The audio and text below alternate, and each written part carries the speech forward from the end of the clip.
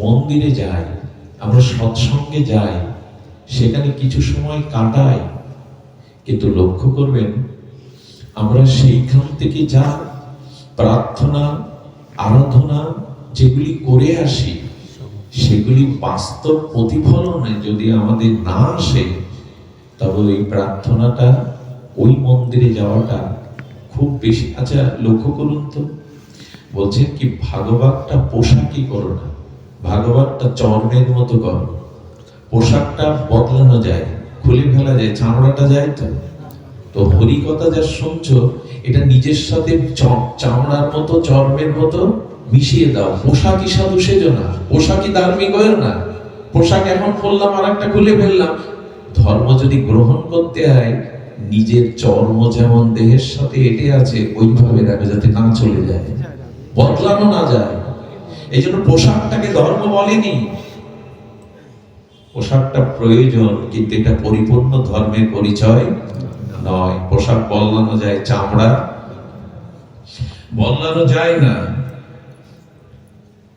এই জন্য আচ্ছা লক্ষ্য করুন তো, এই যে বন্টনের কথা এলো, আপনি মন্দিরে যাচ্ছেন, সৎসঙ্গে যাচ্ছেন, আহ্নিক করছেন, হরিগুণাগুণ কীর্তন করছেন, পাঠে আসছেন, কিন্তু এর সার্থকতাটা হচ্ছে বোঝা যাবে কি করে?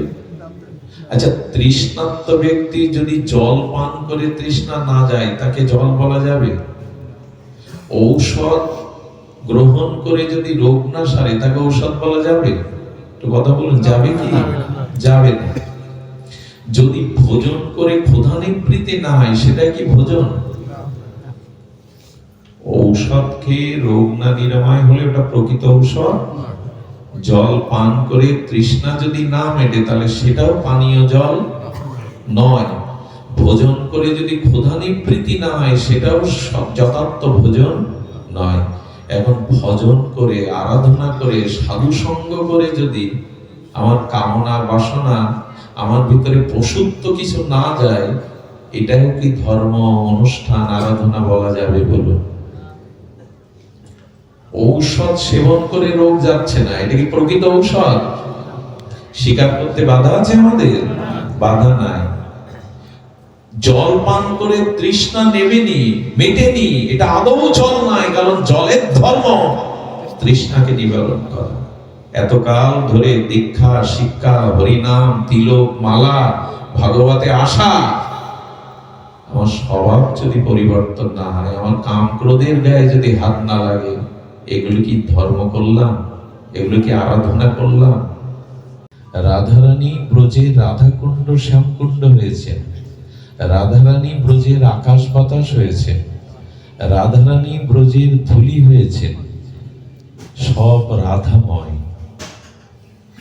এই রাধারানী গোবিন্দকে সুখ বা আনন্দ সেবা দেওয়ার জন্য নিজেকে ব্যক্ত করেছেন। ললিতা বিশাখা এরা কারা? এরা রাধারানীর কায়গুলো, রাধারানীরই অংশ শক্তি। সব আয়োজন কার জন্য? গোবিন্দকে আনন্দ বা সুখ বিধান করার জন্য। এখন বৃন্দাবনের আকাশ বাতাস, যমুনা, বৃক্ষলতা, গিরিরাজ সবকিছু যদি রাধাময় হয়, তবে গোবিন্দ যে প্রেমটা দান করেছেন ব্রজের গোপীদের, নন্দ বাবা, যশোমতী মা, গাভী, বৃক্ষলতাকে, এই প্রেমটা গোবিন্দের না, গোবিন্দ রাধারানীর কাছ থেকে নিয়ে তবে দান করেছেন। এখানে দাতা গোবিন্দ নয়। শব্দটা মীমাংসা করেছেন কবিরাজ কৃষ্ণ গোস্বামী। খুব ধ্যান দিতে, উনি আসলে যে স্তরে উঠে কথা বলেছেন, তাকে সম্মান জানিয়ে আমি অনেক নিচের স্তরে আসব, কিন্তু ওনার কথার ব্যাপ্তিটা, আবহাওয়াটা, অনুভূতিটা ধরে রাখা দরকার। দেখুন, কবিরাজ কৃষ্ণ গোস্বামী তার অনবদ্য স্বর্ণফলকে চৈতন্য চরিতামৃতের মতো দার্শনিক আচার্য গ্রন্থে এই আচার্য প্রবর তিনি লিখেছেন, লাদিনী দ্বারাই করেন আনন্দ আস্বাদন। গোবিন্দ আনন্দ আস্বাদন করেন কার দ্বারাই? লাদিনী মানে অন্তরঙ্গা, গোবিন্দের সচ্চিত আনন্দের যে অনন্ত শক্তির মধ্যেই সচ্চিত আনন্দ, আর এই আনন্দের অধীশ্বরী লাদিনী রাধারানীর দ্বারাই গোবিন্দ আনন্দ আস্বাদন করছেন। শব্দের দিকে ধ্যান দিন। লাদিনী দ্বারাই করেন আনন্দ আস্বাদন, লাদিনী দ্বারাই করেন ভক্তের পোষণ। অর্থাৎ গোবিন্দ নিজে রাধারানীর প্রেমানন্দ আনন্দ সেবানন্দে ভাসছেন, আর গোবিন্দ আমাদেরকে ভক্তদেরকে ব্রজবাসীদেরকে যে প্রেম দান করেছেন সেটা রাধারানীর কাছ থেকে নিয়ে দান করেছেন। প্রেমটা গোবিন্দের সম্পদ। খুব সতর্কভাবে শব্দগুলি ধ্যান দিতে হবে। প্রেম রাধারানী, কারণ প্রেমময়ী রাধা, প্রেমময়ী রাধারানী শক্তি, আর গোবিন্দ শক্তিমান। শক্তি না থাকলে তুমি কিসের শক্তিমান? ধন না থাকলে তুমি কিসের ধনবান? রূপ না থাকলে তুমি কিসের রূপবান? ঐশ্বর্য না থাকলে তুমি কিসের ঐশ্বর্যবান? শক্তি না থাকলে শক্তিমান হওয়া যায় না। লাদিনী দ্বারাই করেন আনন্দ আস্বাদন, লাদিনী দ্বারাই করেন ভক্তের পোষণ। তো গোবিন্দ যে প্রেম দিয়ে আনন্দ দিচ্ছেন, এটা কার সম্পদ? চাঁদ তার নিজস্ব আলো কি দেয় আমাদের? কে দেয় চাঁদকে আলো? সূর্য দেয়। এই বন্ধ করো এটা, যেভাবে ছিল। মাইক কি দেওয়া দরকার নাই? কে আলো দেয়? যেদিন যেদিন একেবারেই দেয় না, সেদিন কি হয়? সূর্য যেদিন চন্দ্রকে আলো পুরোপুরি দেয় না, মোটেও কিঞ্চিত দান করে না, সেদিন হয় অমাবস্যা। আর যেদিন পূর্ণভাবে দেয়, পাবে কোথায় না দিলে? গোবিন্দ এটি স্বীকার করেছেন। ওই পয়েরে দেখুন, গোবিন্দ বলছেন, রাধা মোর প্রেম গুরু, আমি শিষ্য নট। গোবিন্দের গুরুকে, গুরু বিনা আজ পর্যন্ত কেউ কিছু পেয়েছে? সে সঙ্গীত হোক, ক্রীড়া হোক, আধ্যাত্মবিদ্যা হোক, গুরু ছাড়া পেয়েছে? তো গোবিন্দের গুরুকে কি, কিসের গুরু? প্রেমের গুরু। গোবিন্দ বলছে, রাধারানী আমাকে যেভাবে নাচায় আমি সেইভাবে নাচি। তার মানে বৃন্দাবনে যে বৃক্ষ লতা পাহাড় পর্বতকে গোবিন্দ প্রেম দিয়েছেন, এটা তার নিজস্ব সম্পত্তি নয়, এটা রাধারানী দিয়েছেন। এখন চিন্তা করুন, কোন রাজা যদি দাতা সাজতে চায়, আর সে যদি তার রানীকে, তার পুত্র কন্যাকে, তার কুটুম্বকে থেকে ঘরের মধ্যে মণিমুক্তা ছড়িয়ে দেয়, এটা দান? একটু কথার উত্তর দিতে হবে, আমরা একটু সহজ করে আলোচনা। এটা কি দান? এটা দান নয়। আর এটা দান, স্ত্রীকে একটা বস্ত্র দেওয়া, অলংকার দেওয়া কি দান বলে? এটা তো স্বামীর ভালোবাসার উপহার, অধিকার। এটা দান নয় তো। গোবিন্দ, তুমি যে ব্রজবাসীদের প্রেম দিলে, তুমি যে নিত্য সিদ্ধা কবিদের প্রেম দিলে, ব্রজবাসীদের প্রেম দিলে, গামীদের, পশু পাখিদের দিলে, ওরা তো সব তোমার নিজের ঘরের লোক। বাইরের কাকে দিলে তুমি? নিজের স্ত্রীকে অলংকার দেওয়া দান বলে না, উপহার বলে। ঘরের মধ্যে সোনা দানা ছড়িয়ে বউ ছেলে মেয়েকে দেওয়া, এটা দান নয়। তুমি রাধারানীর প্রেমটাকে বৃন্দাবনেই বিলিয়েছো, বাইরে বিলাতে পারোনি। কাদের বিলিয়েছো? যারা তোমার নিজের ঘরের মানুষ। এতে আর মহিমা কি হলো?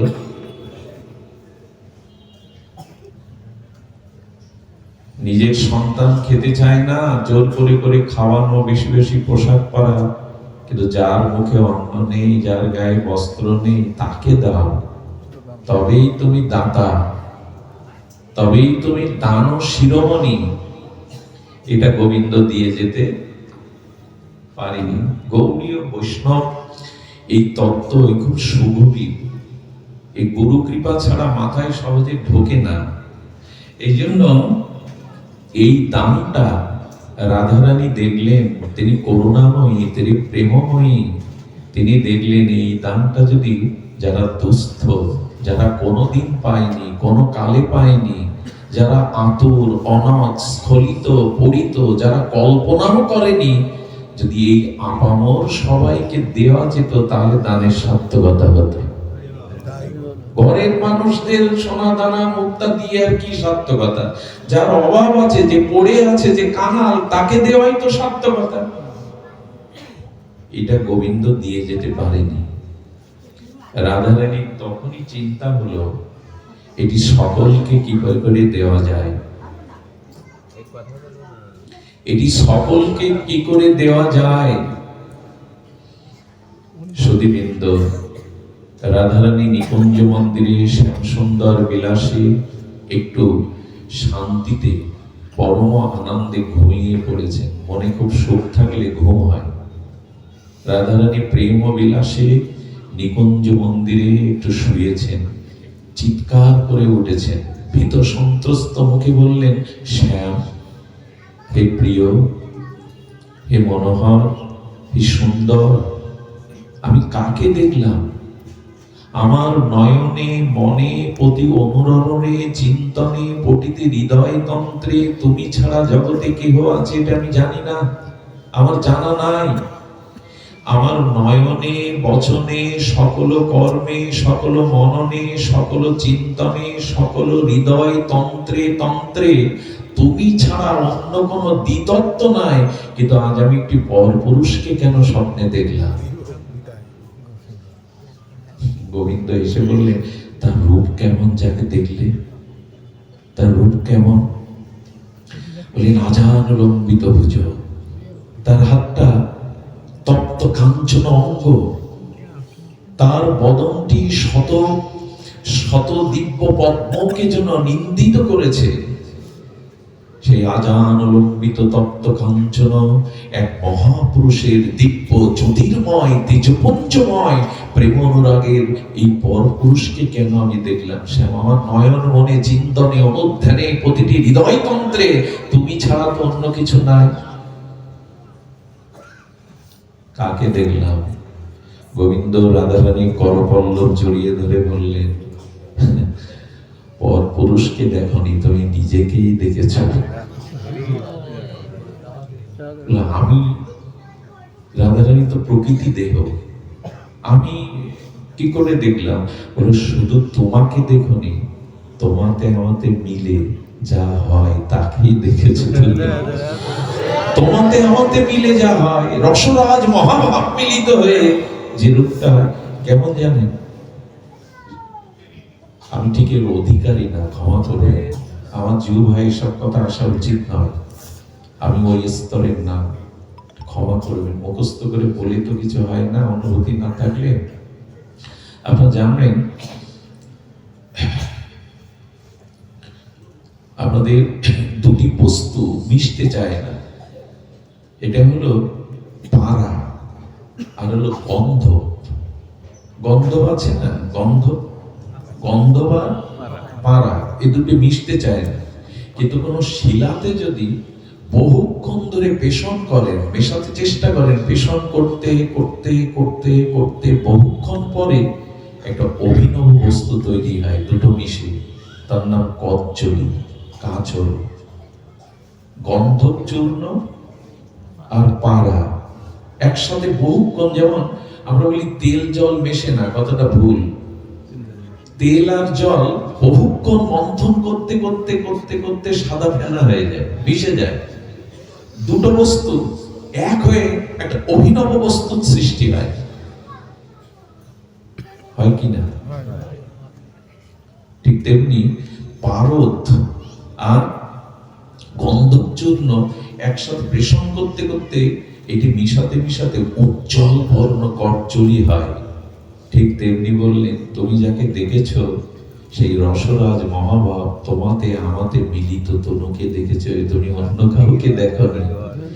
এই যে নিকুঞ্জ মন্দিরে রাধারানী দেখলেন, ইনিই হলেন আমার রসরাজ মহাভাব মিলিত তনু শ্রী গৌরাঙ্গ।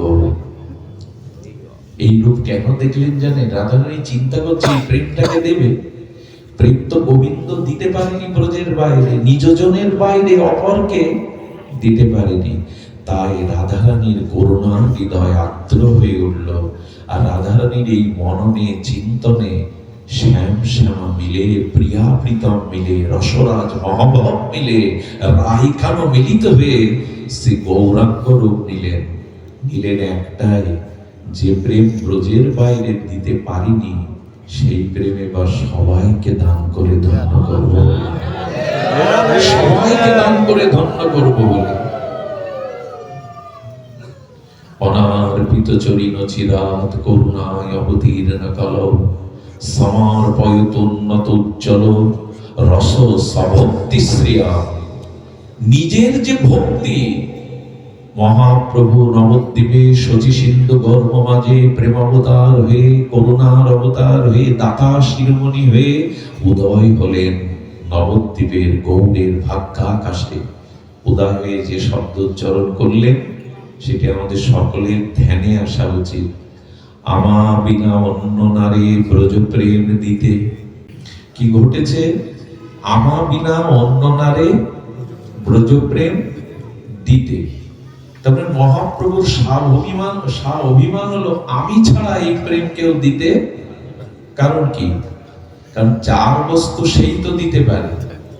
আচ্ছা লক্ষ্য করুন তো, বিজনদা এসছে কলরোয়া থেকে, আমি বিজনদার টাকা শাল কম্বল কেড়ে নিতে পারি, ওনার গায়ের বর্ণ কেড়ে নিতে পারবো?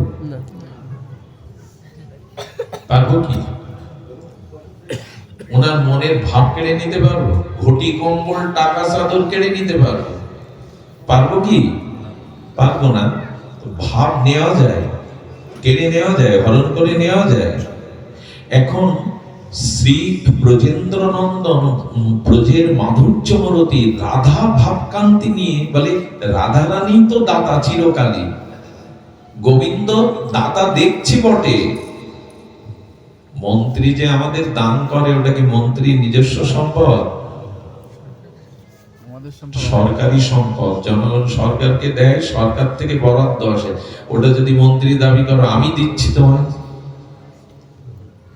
গোবিন্দ লাদিনী করুণাময়ী প্রেমময়ী ব্রজেশ্বরী রাসেশ্বরী রাধারানীর থেকেই আনন্দটা নিজে পাচ্ছেন, অপরকে দিচ্ছেন। কেন বৈষ্ণবরা রাধা রাধা করে, সারা রাধা নামে কেন জগৎ মাতিয়ে তুলছে এখন? কারণ উনি প্রেমময়ী।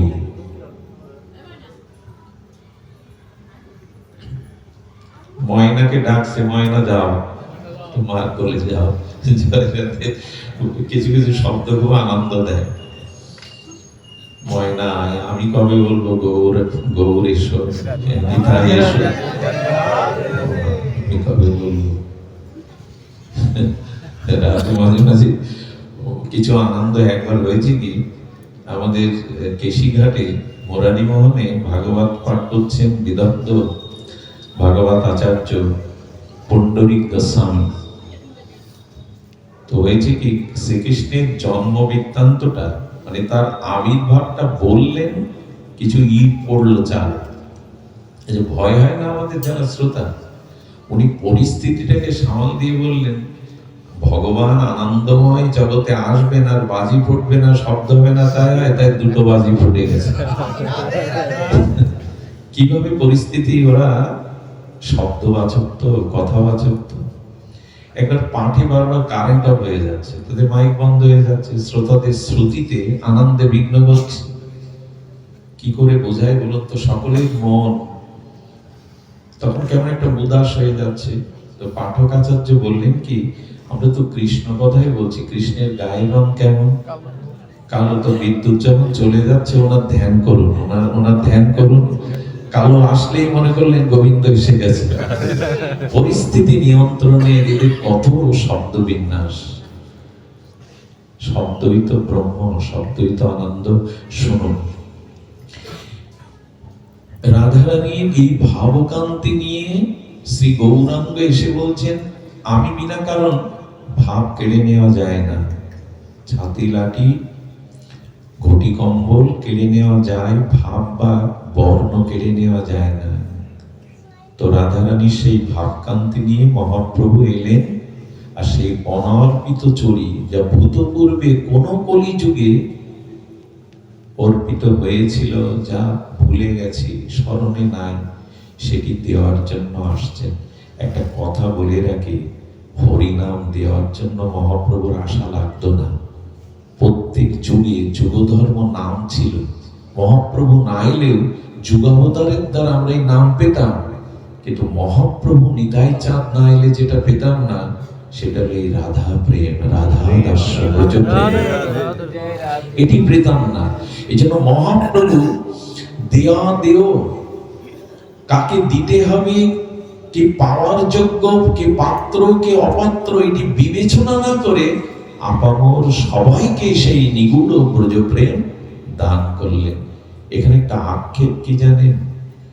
এমন দাতা শিরোমণি অবতারে, এমন করুণার অবতারে আমি বাদ পড়ে গেলাম না তো এই প্রেম নিতে? আমি বাদ পড়লাম না তো? নিজের কাছে এই প্রশ্নটা করুন তো, যেটা ব্রহ্মাও পায়নি, দেবতা ঋষি মুনিরাও পায়নি। ভগবান শঙ্করও যে প্রেম পাওয়ার জন্য বৃন্দাবনে বসে আছেন, তপ করছেন, সেই প্রেম অকাতরে পাত্র অপাত্র বিবেচনা না করে দিতে এলেন নিতাই চাঁদ। আমি নেওয়ার জন্য পাত্র হলাম তো? আমি পেলাম তো? এই প্রশ্নটা উনি করে গেছেন। আমি অত দূরে যাব না, একটা কথা বলি, যারা এই শীতকে, কষ্টকে, গৃহকর্মকে উপেক্ষা করে ভাগবতে আসেন, আমরা এখান থেকে নিয়ে যাই কি? আমি এখানেই প্রণাম করছি ওই লীলাকে, পরবর্তী গৌর কথা বলবো, কিন্তু এই প্রেম নেওয়ার পাত্র হলাম তো আমি? এই প্রেম যে চাই আমি, আমার চিত্ত শুদ্ধ করে এই প্রেম পাওয়ার জন্য আমরা যে ভাগবতে এসেছি, এই নিকুঞ্জ প্রেমের উজ্জ্বল উন্নত রস, এটি পাওয়ার পাত্র তো। আসলে আমরা পাত্র হয়ে যাবে। কেরাসিনের পাত্রে, ডিজেলের পাত্রে যজ্ঞের ঘি নেওয়া যাবে না? যায় কি? দুটোই নষ্ট, ঘিও নষ্ট, যজ্ঞও নষ্ট, পাত্রও নষ্ট। আগে পাত্র হতে হবে। এই পাত্রটা আপনারা যারা এসেছেন কষ্ট করে, যারা কষ্টার্জিত অর্থ দিয়ে, সেবা দিয়ে ব্যয় করছে, এদের এই অনুষ্ঠান সার্থক হচ্ছে তো? আমরা কর্ম পরিত্যাগ করে, সংসার পরিত্যাগ করে, শীতার্থ উপেক্ষা করে এখানে মাটিতে বসেছি, আমরা কিছু পাচ্ছি তো? পেলাম তো? এই প্রশ্নের উত্তর আজ আমি আলোচনায় সামান্য একটু আনবো। আচ্ছা, একটু ধ্যান দিন তো। আমরা চাকরিতে যাই, ব্যবসাতে যাই, খেতি অর্থাৎ খেতে আমরা চাষ করতে যাই, এই যাওয়ার উদ্দেশ্য কি? উপার্জন। এই যাওয়ার উদ্দেশ্য সে ফসল ফলান, আর চাকরিতে যান, আর ব্যবসায় যান, উদ্দেশ্য কি? উপার্জন।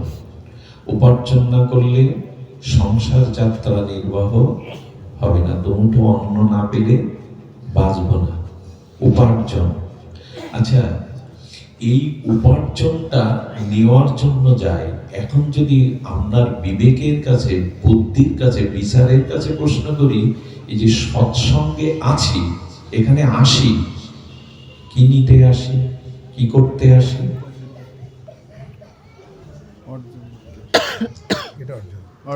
এখানে আমরা যেটা আসি ওটা উপার্জন, আর এটা অর্জন। এটাকে কি বলে? অর্জন। অর্থাৎ আধ্যাত্মিকতা, ত্যাগ, বৈরাগ্য, প্রেম, ভক্তি, এগুলো অর্জন করতে এখানে আসা। এখন যিনি চাকরি করেন, খেতি করেন, কৃষিকাজ করেন, ব্যবসা করেন, তিনি উপার্জন করে কি করেন? বাড়িতে এসে স্ত্রীর হাতে, উপযুক্ত স্ত্রীর হাতে তুলে দেন যে সংসারে যা যা ব্যয় তুমি তো করো, এটা রাখো। সন্তান পেয়ে কন্যাকে ডেকে বলে স্কুলের মাইনে, প্রাইভেট মাস্টারের টিউশনের মাইনে, তোদের যা প্রয়োজন এটা নে। আর সে কি করে? পিতামাতার সেবার জন্য বস্তুগুলো ওগুলো জমিয়ে রাখে না, বন্টন করে। বাড়ি এসে পরিবার পরিচালনার জন্য বন্টন করে কিনা? কথা বলতে হবে একটু সহজ হয়, ঘুম আসবে শীতে, বন্টন করে কিনা? যদি না করে, আমি দেব না কাউকে, সংসার চলবে? উচ্ছন্ন যাবে কিনা? ছেলে মেয়ে মানুষ হবে, সংসার গোল্লাই যাবে। আর যদি না দেয়, দুটো কারণ, এক গোল্লাই যাবে সংসার, পরিচালনা হবে না সংসার। আর যদি না দেয়, জানতে হবে আসলে আয় করে, ওর কাছে টাকা পয়সা নেই। ভাগবতে এসে যে ভাগবত গীতা, ত্যাগ, বৈরাগ্য, জ্ঞান, প্রেম, ভক্তি অর্জন করছি, এটা কি বন্টন করি? তো বাড়ি গিয়ে কি বন্টন করি? সুধীজন বন্টন শুনুন, তারপরে পরে যদি দুইজন কথা বলি সেটা আলোচনা না, প্রশ্ন থাকলে পরে শুনছি। তো বন্টন যদি না করি তাহলে কি হবে জানেন? যে পরিবারে শুধু আপনিই ধার্মিক, অন্য কাউকে সুপথে আনতে পারেননি, ধর্ম অনুভূতি জাগাতে পারেননি, সে পরিবারে আপনি বেশি দিন ভক্তি যোগে টিকে থাকতে, আর সেটা আপনার সফলতাও আসবে না, সেটা আপনার জীবনে সফলতা আসবে না। সুধীবৃন্দ, এই জন্য এখান থেকে আমরা যেটুকু অর্জন করি সেটুকু বন্টন করতে হবে, বিলিয়ে দিতে হবে। যদি বন্টন না করি, দুটো এর থেকে মীমাংসা আসছে। এক, আমি অর্জন করিনি তাই দিতে পারিনি। আরেকটি জিনিস হলো, আমি অর্জন করে যদি বিতরণ না করতে পারি, তাহলে সেটা ব্যর্থ সংসার, সেটা বিফল সংসার, সেটি উচ্ছন্নে যাওয়া সংসার। আজ ঠিক এই দশাটাই ঘটছে। এইখান থেকে আমরা যা অর্জন করি, যে জ্ঞান, যে চেতনা, যে বিবেক, সেটা অন্যের মধ্যে দেওয়ার মানসিকতা আমাদের আসতে হবে। না হলে জানতে হবে এটা একরকম বিফলে গেল। সুধীবৃন্দ, মনে এই চিন্তাটা আসছিল, আসিত, সৎসঙ্গ আসতে আসতে পথ পড়ে গেছে, কিন্তু ফলাফলটা কি? সুধীবৃন্দ, শাস্ত্র বলছেন যে মহাপ্রভু তিনি এই আজ্ঞা করেছেন, ছাড়ি অনাচার পর কৃষ্ণের। ওখানে একা বলেননি, উনি বললেন সাতে পাঁচে মিলে করতালি দিয়ে কীর্তন করো, একা বলছেন না উনি। এই জন্য তিনজন মাত্র মহাপ্রভু সংসারে, বিষ্ণুপ্রিয়া দেবী, শ্রীমান মহাপ্রভু, সচিমা, এই তিনজন জীবের জন্য যে জাতীয় ক্রন্দন করেছেন, আত্মত্যাগ স্বীকার করেছেন, একজন করেননি। বিষ্ণুপ্রিয়া পাশে না থাকলে মহাপ্রভু গম্ভীরায় প্রবেশ করতে পারতেন না। সচিমায়ের ত্যাগ না থাকলে নিমাইকে আমরা এই রূপে পেতাম না কখনো। তিনজনই এই জীবের প্রেম ভক্তি দানের জন্য বলিদান দিয়েছেন নিজেদের। সুধীজন, যদি পার্বতী পাশে না থাকতো, ভগবান শঙ্কর সমাধিস্থ হতে পারতেন না। আর সমাধির পরে হরিকথাও পার্বতীকে সামনে নিয়ে বলতেন, কোলে নিয়ে, তাহলে হতো না। ভগবান শঙ্কর সমাধিস্থ হয়ে থাকতে পারতেন না যদি ত্যাগ ও বৈরাগ্যিনী জগৎমাতা পার্বতী পাশে না থাকতো। সংসারটাকেই তো করতে পারলাম না আমরা, এখান থেকে নিয়ে গেলাম কে আয় করে। আর একটা কথা বলি, কুবেরের ধন রাজধন বসে খেলে যাবে কিনা, একটা প্রবাদে আছে কিনা? আমার পূর্ব জন্মের পূর্ণ পাপ দুটোই ছিল, আর পূর্ণের কারণে সংসারে কিঞ্চিত সুখ, সমাজে কিঞ্চিত সম্মান, সচ্ছলতা, একটু বাড়ি পেয়েছি, এগুলি পেয়েছি, পুণ্যের ফলে পেয়েছি। আর পাপের ফলে রোগ, শোক, জরা, ব্যাধি এগুলি আসছে। এখন চিন্তা করুন তো, পূর্বের পুণ্যের কারণে যে সুখটুকু পেয়েছেন এ জন্মে, যদি ওইগুলো ভোগ করতে থাকেন, ওটা ভরাবে কিনা? রাজধন, কবিরের ধনও তো ভরাবে কিনা? এই জন্য উচিত হলো এই ফুরিয়ে যাওয়ার আগে নতুন করে আবার একটু সঞ্চয় করা, অর্থাৎ প্রতিদিন ভগবানের ভজন সাধনের দ্বারা ওই পূর্ণকৃত ভগবত কর্ম সঞ্চয় করা, যাতে ফিরিয়ে ভিখারি না হতে হয়। প্রতিদিন সেটা করিত, সেই সঞ্চয়টা করিত, নাহলে ফুরিয়ে গেলে কিন্তু পতন হয়ে যেতে হবে। তাই ভগবত কর্ম, দয়া, সন্তোষ, ক্ষমা, এই দিব্য সাত্বিক গুণাবলীগুলো দিয়ে কিছু সঞ্চয় করুন, নাহলে ফুরিয়ে গেলে শেষ। সুধীবৃন্দ, এই জন্য আমরা যে আসি, এই আসার ফলে যে অর্জনটা করি, সেই অর্জনটা অন্যের মধ্যে যদি সঞ্চালিত হয়, নিজে যদি পরিবর্তন হওয়া যায়, নিজের ভিতরে আচরণ যদি শুদ্ধ হয়, নিজের ভিতরে যদি ত্যাগ বৈরাগ্যকে আপনি প্রকাশ করতে পারেন, তবে অবশ্যম্ভাবী, ওই যে একটু আগে বললেন, দাদাজি মহারাজ বললেন যে যার অনুভূতি নাই, যার আছে তার পাশে বসলে ওই অনুভূতি সংক্রামিত হবে। আপনার ভিতরে যদি ত্যাগ, বৈরাগ্য, তিতিক্ষা, এগুলি আরাধনা চলে আসে না, পরশপাতরে লোহা ছোঁয়ালে যেমন সোনা হয়ে যায়, ওদের ভিতরে একদিন না একদিন এটি প্রবেশ করবে। যেন অর্জন শুধু করে যেন না, অর্জনটা বন্টন করুন। যদি বন্টন না করতে পারেন, তাহলে কিন্তু এটা বৃথাই যাবে। সুধীবৃন্দ, মন্দিরে যাই, আমরা সৎসঙ্গে যাই, সেখানে কিছু সময় কাটাই, কিন্তু লক্ষ্য করবেন আমরা সেইখান থেকে যা প্রার্থনা, আরাধনা যেগুলি করে আসি, সেগুলি বাস্তব প্রতিফলনে যদি আমাদের না আসে, তবে ওই প্রার্থনাটা, ওই মন্দিরে যাওয়াটা খুব বেশি। আচ্ছা লক্ষ্য করুন তো, বলছেন কি ভাগবতটা পোশাকই করো না, ভাগবতটা চর্মের মতো করো। পোশাকটা বদলানো যায়, খুলে ফেলা যায়, চামড়াটা যায় তো। তো হরিকথা যা শুনছো, এটা নিজের সাথে চামড়ার মতো, চর্মের মতো মিশিয়ে দাও। পোশাকই সাধু সেজো না, পোশাকই ধার্মিক হয়েও না। পোশাক এখন পরলাম, আর একটা খুলে ফেললাম।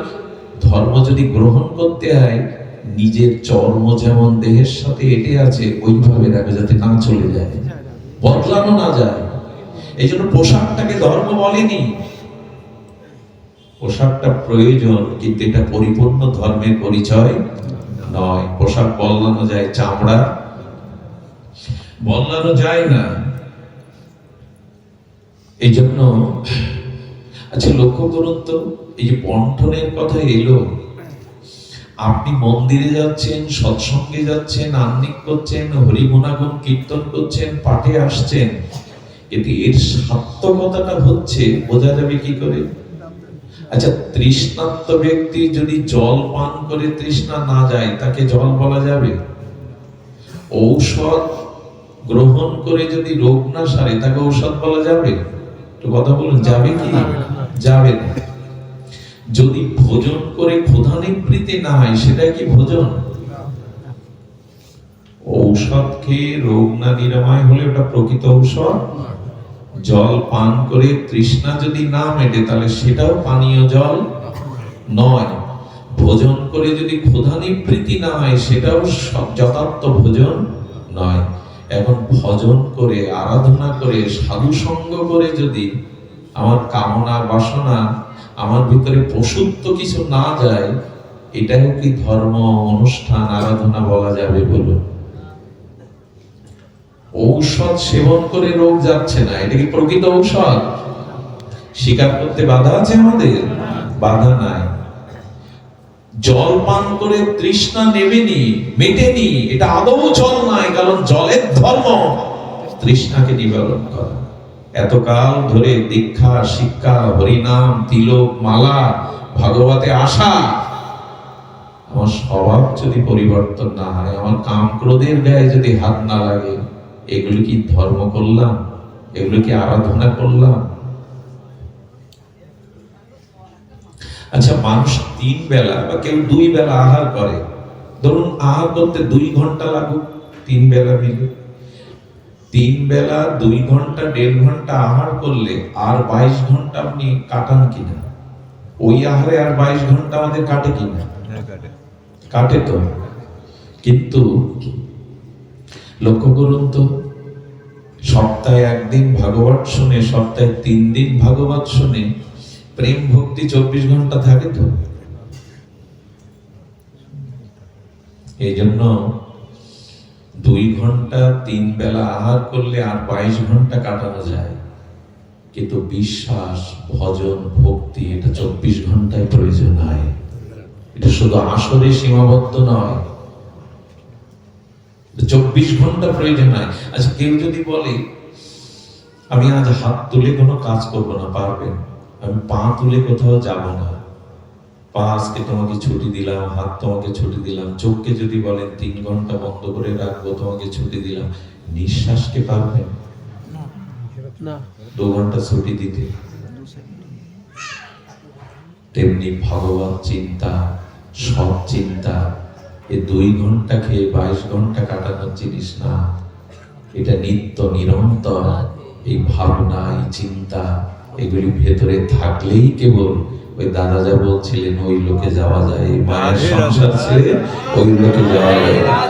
এই জন্য মহাপ্রভু বলছেন, খাইতে শুইতে উঠিতে বসিতে নাম লও।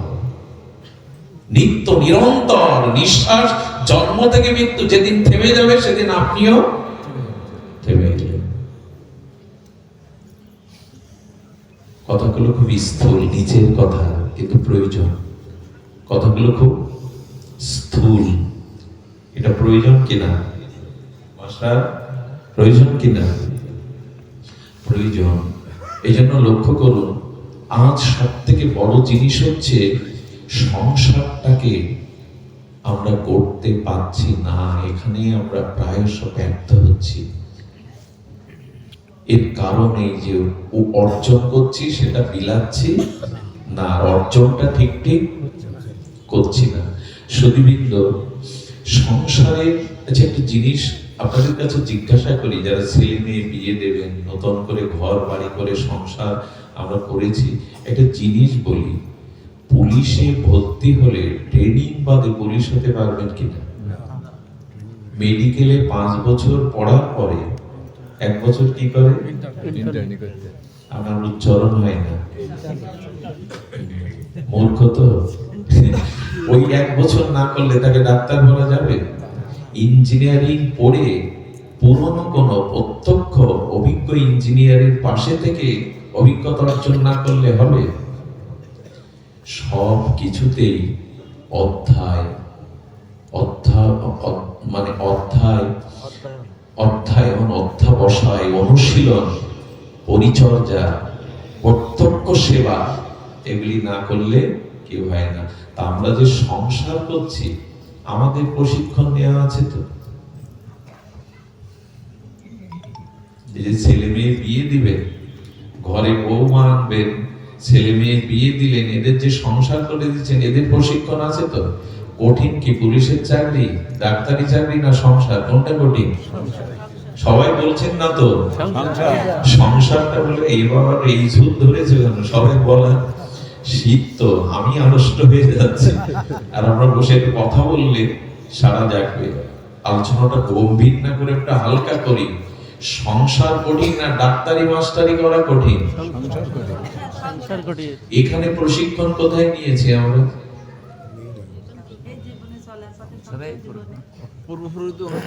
প্রশিক্ষণে। বিয়ে করো, বউ আনো, বেশ আনার সময় কেমন করে জানেন? হাতে আড়ি ধরিয়ে দেয়, মাথায় কি দেয়? আড়ি ধরিয়ে দেয়, আলতারাঙা পায়ে ছড়িয়ে দেয়, লক্ষ্মী আসছে ঘরে।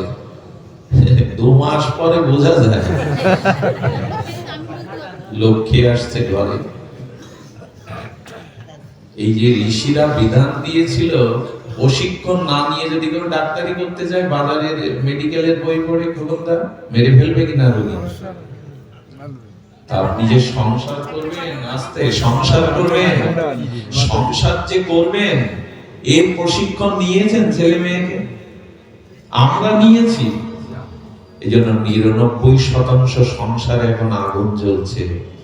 এইখানে 2 ঘন্টা সাধুর বেশে এসে হরিনাম হরিকথা শুনে আনন্দ পেয়ে কি করবেন?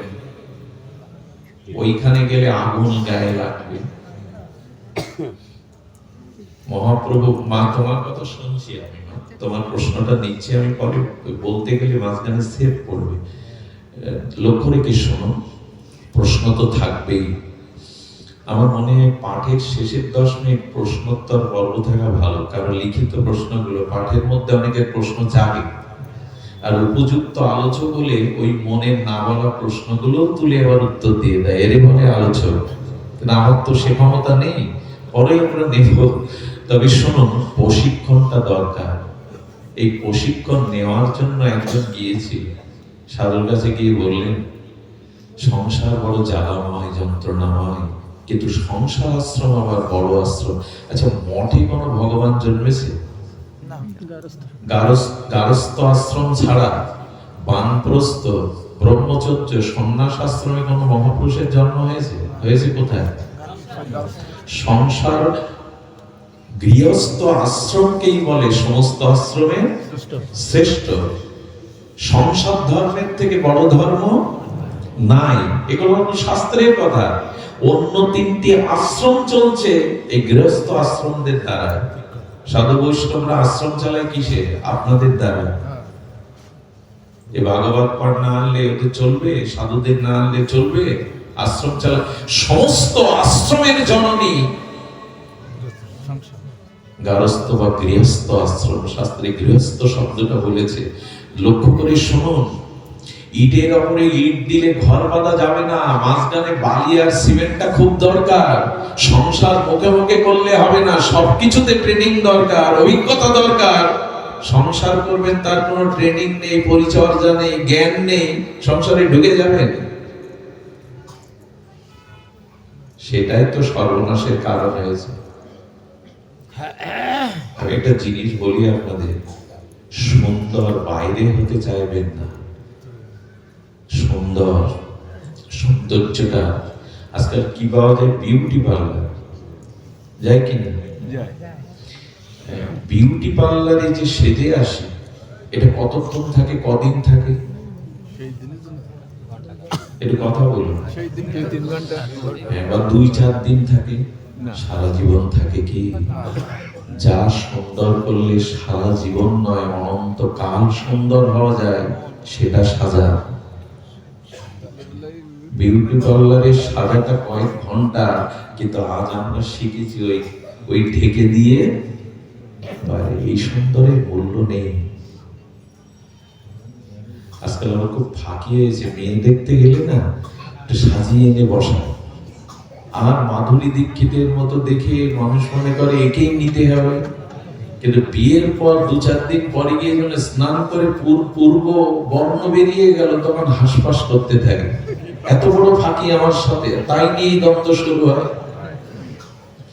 বাইরে সাজলে কি হয় জানেন? দ্বন্দ্ব শুরু হয়। ভেতরের সৌন্দর্যকে না বাড়িয়ে বাইরের সৌন্দর্যে যারা প্রলেপ দেয়, এই সৌন্দর্য বেশি দিন থাকে না, আর ওই সৌন্দর্য অশান্তি। খুব খারাপ লাগছে কথাগুলো, লাগলেও উপায় নেই। সবসময় মিষ্টি খাবেন না, ওতে সুগারের সম্ভাবনা। আমলকি খেতে কেমন লাগে প্রথমে, পরে দেখবেন মিষ্ট হয়ে যায়। আমলকি খান, সবসময় মিষ্টি রসগোল্লা মুখে পড়বেন না। এই কথাগুলো তিতো হলেও, কষ্ট হলেও, বাস্তব হলে এগুলো শুনতে থাকুন, এগুলোই ঔষধ। উপরে লাফ দিয়ে উঠলে নিচে হাত পা ভাঙবে, আমাদের সেই অবস্থা। সুধীবৃন্দ, এই জন্য শাস্ত্রে বললেন সাজগোজটা বাইরে দিয়ে সুন্দর হওয়া যায় না, ভেতরের সৌন্দর্যই হলো প্রকৃত সৌন্দর্য। বৃন্দাবনের বাবাদের দেখবেন, আচার্যদের দেখবেন, তাদের কাছে আমরা দেখেছেন প্রায় 80 বছর উত্তীর্ণ হলো মনে হয় আমাদের বর্ষনার বিনোদ বাবা। চোখ ফেরাতে পারবেন না। 80 বছরের সংসারী বৃদ্ধদের দেখুন, লালাচ হচ্ছে, গায়ে দুর্গন্ধ, তার দিকে তাকাতে পারবেন না। বিনোদ বাবার দিকে তাকা, আলাদা জ্যোতি প্রকাশ হচ্ছে, আপনাকে আকর্ষণ। ওনার ওনার গায়ের অঙ্গগন্ধটাও নিলে দেখবেন একটা দিব্য গন্ধ, যে গন্ধ বাইরে পারফিউম কখনো পাবেন না। ভজনের গন্ধ, রাধারানীর চরণ চিন্তা করার গন্ধ। সৌন্দর্য বাইরে দেখাতে গিয়ে আজকে সব ফাঁকিতে পড়ে যাচ্ছে। সৌন্দর্য ভেতরে কবে বুঝবো বলতে পারে? এই জন্য সাধুদের সামনে খুব বেশি আড়ম্বর করে যাবেন না। ওরা, ওদের চোখ আপনার 7 জন্ম করে দিতে পারে। ওদের কাছে যথাযথ রূপ নিয়ে যেতে হয়, দৈন্য নিয়ে যেতে হয়। সুধীবৃন্দ, আমি শীতের রাত কথা দিয়েছিলাম বেশি বলবো, সংসারের ট্রেনিংটা কি, সংসারের প্রশিক্ষণটা কি শোনো। যদি একটু মন দিয়ে শুনতে পারেন কথাটি কাজে আসতে পারে। সুধীবৃন্দ, লক্ষ্য করুন, এক যুবক সাধুর কাছে গিয়েছেন। সাধুকে বললেন বিবাহ করতে চাইনি, পিতামাতার আদেশ, বলুন সংসার সার্থক কি করে হয়, গৃহস্থ আশ্রমের সফলতা কি করে আসে? বলেন আমি তো সংসারী না, সন্ন্যাসী, আমি তোমাকে জ্ঞান দিতে পারবো কিন্তু কাজে আসবে না, প্রত্যক্ষ প্র্যাকটিক্যাল প্রশিক্ষণ নিয়ে এসো। উনি পাঠিয়ে দিলেন এক গৃহী সাধুর কাছে। দিনের বেলা 12টা, সাধুকে গিয়ে প্রণাম করে বলছেন আপনার কাছে পাঠিয়েছেন অমুক মহাজন, আচার্য সন্ন্যাসী, আমি বিবাহ করে সংসারী হতে চাই, আমাকে আপনি কৃপা করে সংসারের জ্ঞান দান করুন। উনি বলেন বসো। 1 ঘন্টা বসিয়ে রাখলেন, কোনো কথা বলছে না, নিজের কাজ করে যাচ্ছে। ওর বিরক্তি এসে গেল, ক্ষুধাও লেগেছে। হঠাৎ বলছেন আপনি কিছু বলছেন না, চুপচাপ বসিয়ে রেখেছেন। তখন কথা বলছেন, ওগো ঘর থেকে শুনছো, তুমি তাড়াতাড়ি রান্না করে একটু সেবার ব্যবস্থা করো তো। উনি দ্রুত রান্না করে দিয়েছেন, সাধু ভগবানের নাম করে মুখে পড়েছে, হাসি বা আনন্দে খাচ্ছেন। আর এই যে যিনি প্রশিক্ষণ নিতে এসছেন, জ্ঞান নিতে এসছেন, সে মুখে দিয়ে থুতু করে ফেলে দিয়েছে, লবণ দেয়নি সবজিতে, বলছে এটা খাওয়া যায়। উনি দেখছেন যে হাসি মুখে উনি খেয়ে যাচ্ছেন, হাসি মুখে উনি খেয়ে যাচ্ছেন। এরপরে বললেন এ আসলেই পাগল, হ্যাঁ লবণের তরকারিতে কিচ্ছু বলছে না। এরপরে বললেন আমি চললাম বাবা আপনার চরণে। বলে কি জানতে এসেছিলে, জানবে না? মনে মনে বললেন তাকে বুঝতে পারছি কি শিখবো এখান থেকে। হঠাৎ বলছি কি শোনো, বেলা 1টা বাজে, দিবা ভাগে মধ্যাহ্ন গগনে সূর্যের কিরণ, বলছে হেরিকেনটা আলিয়ে জানো তো, আমি একটু শাস্ত্র দেখবো। স্ত্রী সঙ্গে সঙ্গে হেরিকেনটা ধুয়ে মুছে জ্বালিয়ে সামনে রেখে চলে গেল। বললেন আর এখানে দাঁড়ানো ঠিক না, দিনের বেলায় চক্ষু মানলো যে হেরিকেন জ্বালতে বলে, আর যে গিন্নি আলো জ্বালিয়ে সামনে এসে রেখে দেয়, এই পাগলাদের কাছে থেকে চললাম। বলে বাবা শোন শোন, তোমাকে আমি উপদেশ না দিয়ে প্র্যাকটিক্যাল শেখাতে চেয়েছিলাম সংসার কিভাবে করতে হয়। কিভাবে জানেন? বলে সংসারে থেকে যদি শান্তি পেতে চাও তাহলে এক কাজ করো, এই দৃশ্য দুটো প্রশিক্ষণ নিয়ে চলে যাও। আমি আমার স্ত্রীকে দ্রুত রান্না করতে বলেছি, ওই রান্নাটা দ্রুত করতে গিয়ে সে লবণ ভুল করে দেয়নি, কিন্তু আমার আদেশ পালন করে অনুরাগে রান্নাটা করেছে। এই জন্য সংসার করতে গেলে আমি বুঝেছি সারাদিন পরিশ্রমের মধ্যে আগুনে পুড়ে দ্রুত রান্না করতে গিয়ে লবণ দেয়নি, এটা আমাকে প্রসন্ন হাসি মুখে নিতে হবে। এতে কি হয় জানেন? পরে উনি যখন সেবা নিতে বসবেন তখন ওনার অনুশোচনা লাগবে, একবারও কিছু বলল না, এত ত্যাগ, এত ধৈর্য। ওই দিন থেকে সে 10 বার রান্না করতে গিয়ে ওর কথা ভাববে রান্নাটা কি করে সুন্দর করা যায়। আমরা কি করি? 14 গোষ্ঠী উদ্ধার করে দেয়। সংসার কাকে করতে হয় দেখো। আর স্ত্রী এসে বললেন উনি আমাকে দিনের বেলায় হেরিকেন জ্বালতে বলেছেন, আমি বিনা বাক্যে ওনার আদেশ পালন করে ওনার সামনে দিয়ে গেছি। যেদিন স্ত্রীর এই ভুলগুলোকে ক্ষমা সুন্দর দৃষ্টিতে দেখে মেনে নিতে শিখবে, আর স্ত্রী বলছেন যেদিন স্বামীর আদেশ দিনের বেলায় আলো জ্বালতে বললে বিনা বাক্যে স্বামীর আদেশ পালন করবে, সেই হলো সংসার। এটা শিখে নিয়ে যাও, এটা নিয়ে যাও। এই প্রশিক্ষণগুলো আজকে ছেলে মেয়েকে আমরা দিতে পারছি না, তাদের গুরুকরণ করিনি, তাদের সাধুগুরু বৈষ্ণবের কাছে এই শিক্ষায় তাদের আমরা নিয়ে যাইনি। সাধুর কাছে যাবেন, এদের পাঠাবেন দীক্ষা শিক্ষার মাধ্যমে। দেখুন এইখানে প্রসাদ দেওয়া হবে এরপর, হয় না অনুষ্ঠানের পরে? আচ্ছা লক্ষ্য করুন তো, এইখানে আমরা সকলে সাধু কেন জানেন? এখানে বসতে 2-5 মিনিট লেগে যায়, আসন দেবে, তারপরে বসবে, এগুলো তুলবে, এবারে পাতা দিতে 8-10 মিনিট লেগে যায়। এরপরে কেউ জল আনতে চেয়েছে, জল আনে, এরপরে এক একজন আসতে আসতে 1 ঘন্টা বসে বসে এখানে সেবার অধৈর্য হয়ে আনন্দ তোলেন। এদের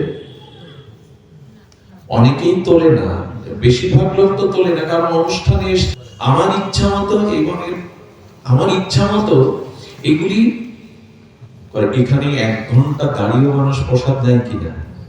আচ্ছা এই ধৈর্যটা বাড়ি দেখান তো, ওই যে বললাম অর্জন করে নিয়ে যেতে হয়, বন্টন করতে হয়, এই ধৈর্যটা বাড়ি দেখান তো।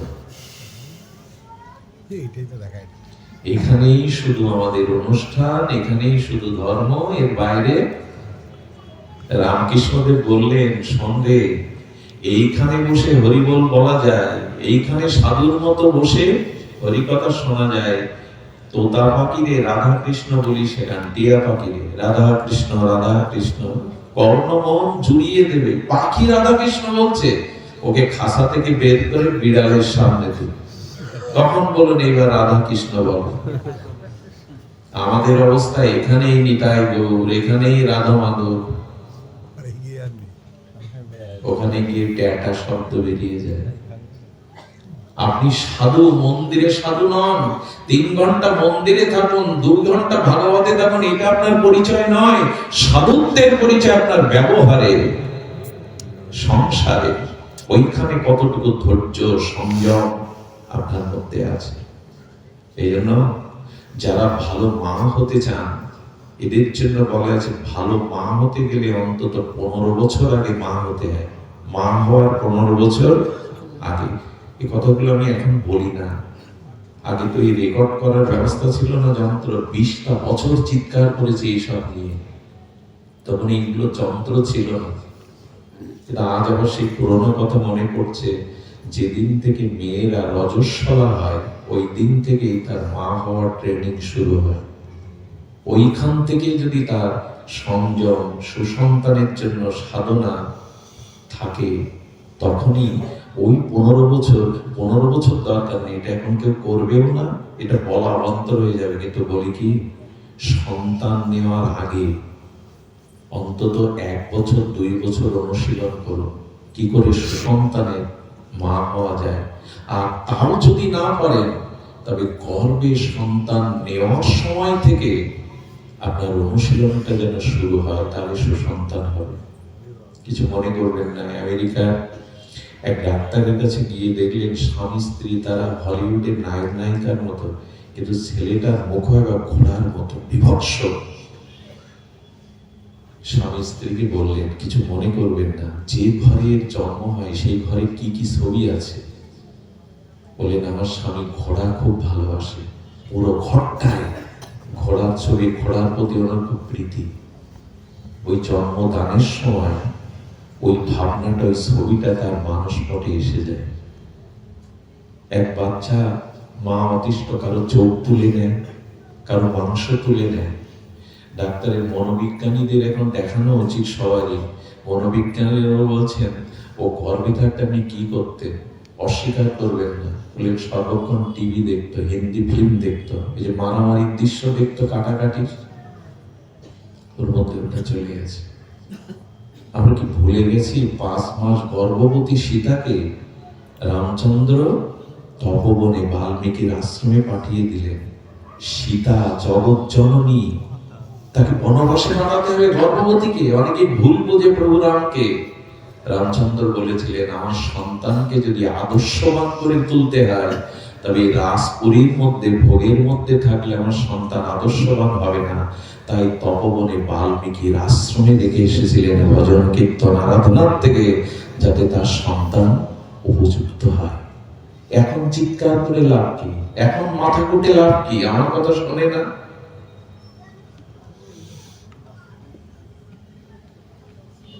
আমাদের সবকিছু নষ্ট হয়ে গেল আরাধনার অভাবে। মা এমনি হওয়া যায় না, প্রসাদ করলেই মা হওয়া যায় না, সুসন্তান এমনি এমনি আসে না। এই জন্য গর্ভে যেদিন থেকে সন্তান, সেই দিন থেকে তার আরাধনা শুরু হতে হয়। গীতা পাঠ, নাম জপ, হরিকথা শ্রবণ কীর্তন, বিয়ে বাড়িতে না যাওয়া, প্রসাধনী না মাখা। কে শোনে কার কথা? কে শোনে কার কথা? এই জন্য এখান থেকে যা নিয়ে যান, দয়া করে যারা অর্থ ব্যয় করছে, এই অর্থ যেন নষ্ট না হয়, এই অর্থ যেন ধ্বংস না করি আমরা। এখানে ভালো মন্দ খেয়ে এই লাইট প্যান্ডেল করে এদের কি করে গেলাম আমরা? জগতে আজ একজন বিবেকানন্দের দরকার, একজন স্বামী পরমানন্দের দরকার, একজন ঠাকুর অনুকূল চন্দ্রের দরকার। তাই বলি কি, যেটুকু অর্জন করছেন ওগুলো বন্টন করুন, পরিচর্যা করুন। শ্রী শ্রী ঠাকুর অনুকূল চন্দ্রের একটা বাণী আছে। উনি বলেছিলেন যে ধর্মকর্ম যতই করো ফুল তুলসী গঙ্গা জলে, অনুশীলনীর কৌশল ছাড়া ফল হবে না কোনো কালে। সুখ চাও তুমি, ভোগ চাও তুমি, সুষ্ঠু কিছু করবে না। আবার বলি, সুখ চাও তুমি, ভোগ চাও তুমি, সুষ্ঠু কিছু করবে না। ও চাওয়া তো বাতুল চাওয়া, দুর্ভোগ ছাড়া জুটবে না। সুধীজন, সতর্ক হন। সব শেষ হয়ে গেল, সব ধ্বংস হয়ে গেল। ভালো লাগে খোকনদা তার পুত্রকে নিয়ে, স্ত্রীকে নিয়ে, হৃদয়দার মতো মানুষ, আমাদের কার নাম বলবো, কেউ কষ্ট পাবে, ভাইকে নিয়ে, স্ত্রীকে নিয়ে সবাই আসে। এটাই সৎসঙ্গ একা করতে নাই। আমি একটা অনুরোধ করি, যাদের একটু সামর্থ্য আছে, মাসে একদিন অন্তত, পক্ষকালে 15 দিনে একদিন বাড়িতে একটু পাঠ দিন। পাঠকরা 40,000 দাবি করে না। নামের দল আনতে গেলে কত হাজার টাকা লাগে, একটা পদাবলী কীর্তন দিতে গেলে কত হাজার টাকা লাগে, একটা পাঠকের গাড়ি ভাড়া। আর এই জায়গাটায় মানুষের সমস্যা, পাঠকের গাড়ি ভাড়াটাও দিতে কার্পণ্য করে মানুষ। একটা পদাবলী কীর্তনকে 30,000 টাকা দিয়ে আনলেন, একটা নামের দল 70,000 টাকা দিয়ে আনলেন, একজন পাঠককে গাড়ি ভাড়াও দিতে এত নেবে?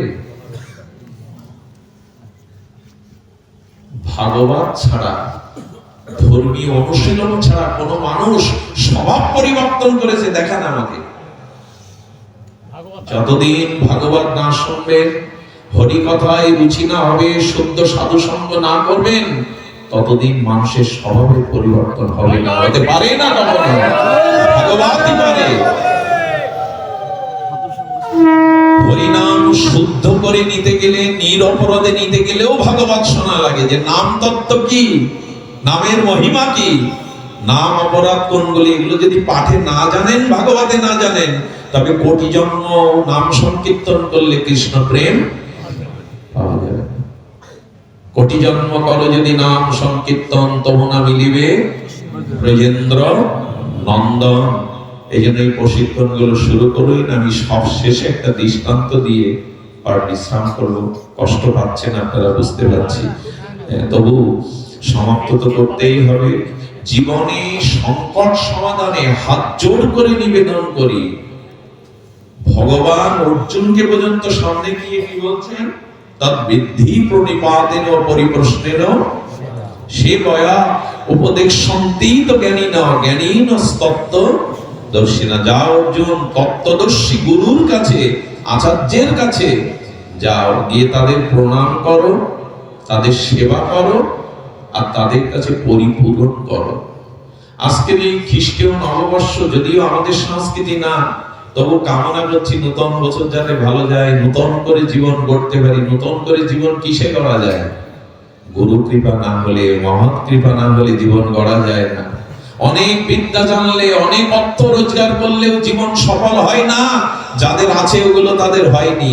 একমাত্র গুরু কৃপা, সাধু কৃপা, মহৎ কৃপা ছাড়া জীবন কখনো গঠন হতে পারে না। অর্থের দ্বারা, বাড়ি গাড়ি থাকলে, সহায় সম্পত্তি থাকলেই জীবন গঠন হয়, এটা ঠিক নয়।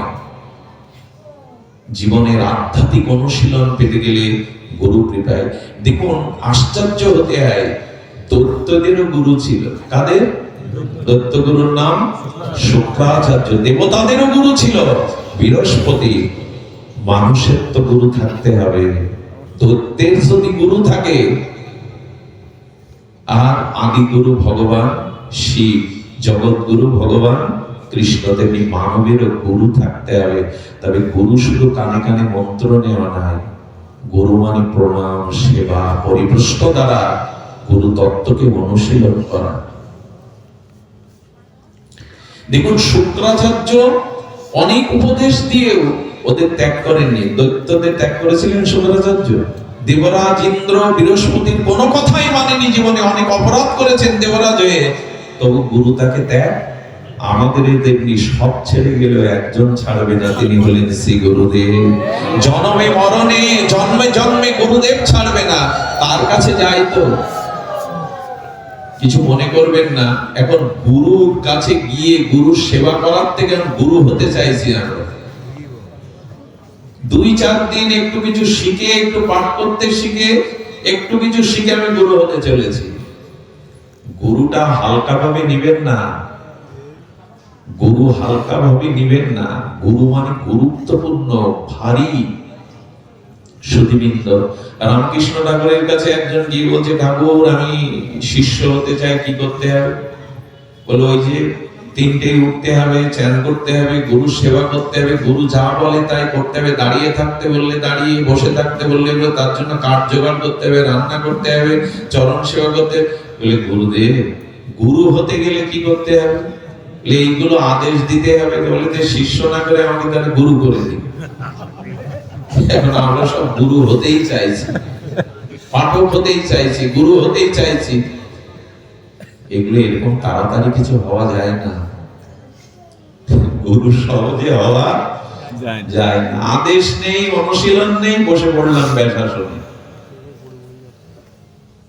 সুধীজন, এই জন্য গুরু তো গুরু গুরু হয়ে যাচ্ছে, আমরা গুরু গুরু হয়ে যাচ্ছে।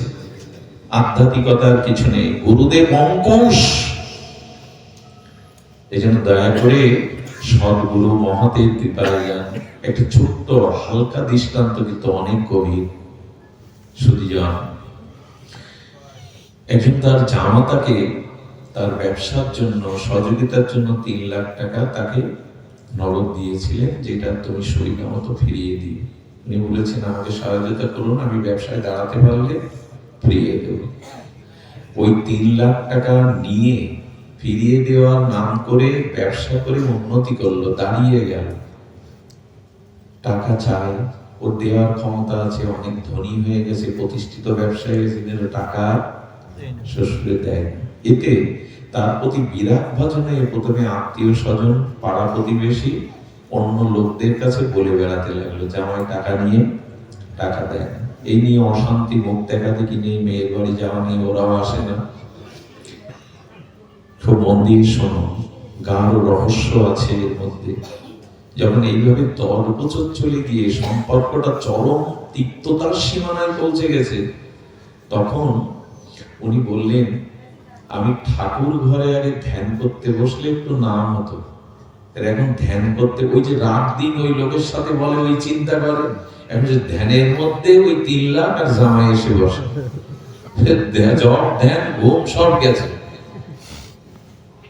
সুধীবৃন্দ, ক্ষমা না থাকলে, হৃদয়ে দয়া না থাকলে, দৈন্য না থাকলে জীবনের কি দশা হয় দেখেন। এটা কোথায় পাওয়া যায়?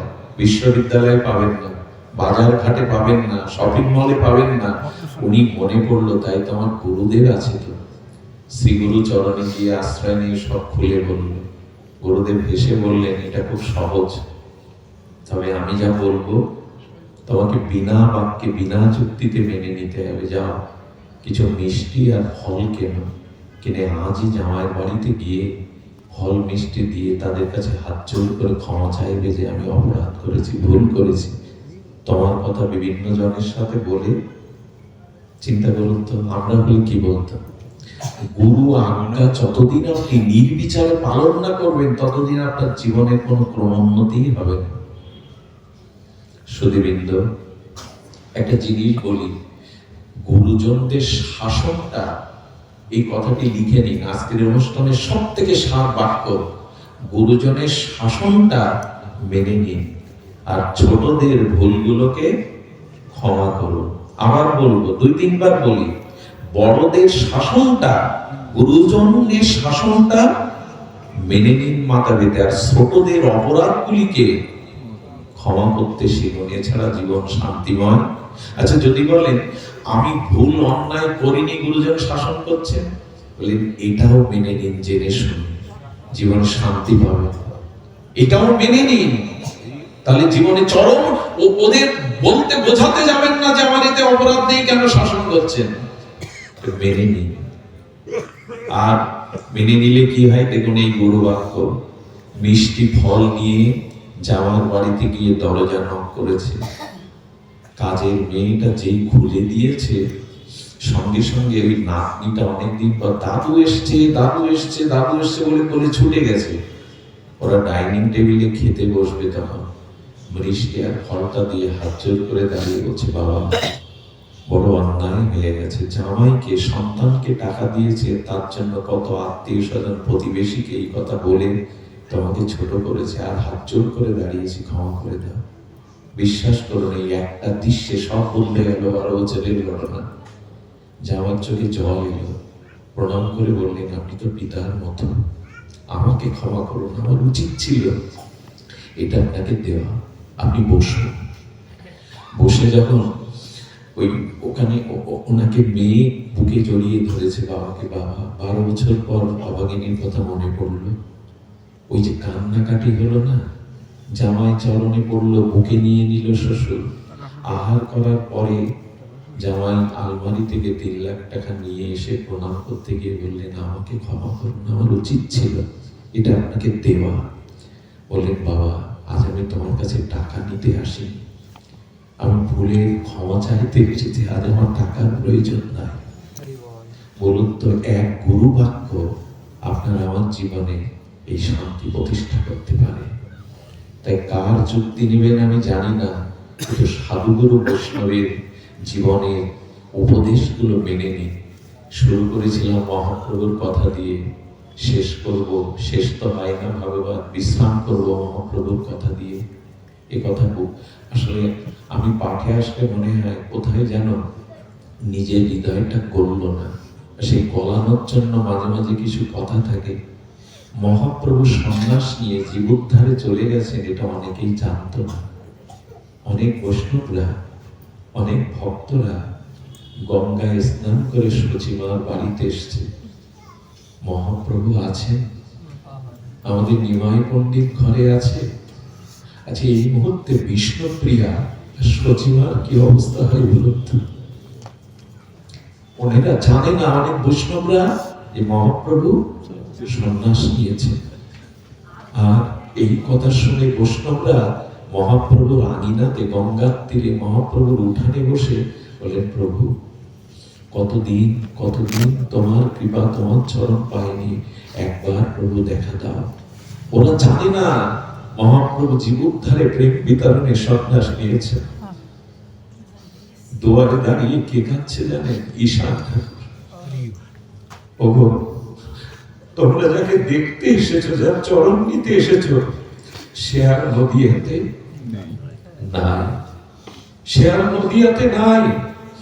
আমাদেরকে সবাই ঈশান ঠাকুরের হাত কাঁপছে, সেই লাঠিটা নিয়ে দরজায় চেয়ে থাকে, যদি আবার তার মুখখানা দেখতে পায়, আবার হরিনাম করতে করতে বাড়িতে ফেরে।